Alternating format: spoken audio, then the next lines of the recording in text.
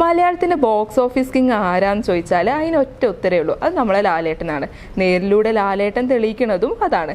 കേരളത്തിൽ നിന്ന് മാത്രം 40 കോടിയിലധികം നേടിയതിന്റെ റെക്കോർഡും നമ്മളെ ലാലേട്ടനാണ്. പുലിമുരുകൻ, ദൃശ്യം, ഈ സിനിമ ഒന്നല്ലാതെ കായംകുളം കൊച്ചുണ്ണി, ലൂസിഫർ, നേര്, ഇതൊക്കെയാണ് ലാലേട്ടൻ നായകനായിട്ടും അതിഥിവേഷത്തിലൊക്കെ എത്തുന്ന കേരളത്തിൽ നിന്ന് 40 കോടിയിലധികം നേടിയിട്ടുള്ള മറ്റ് സിനിമകൾ.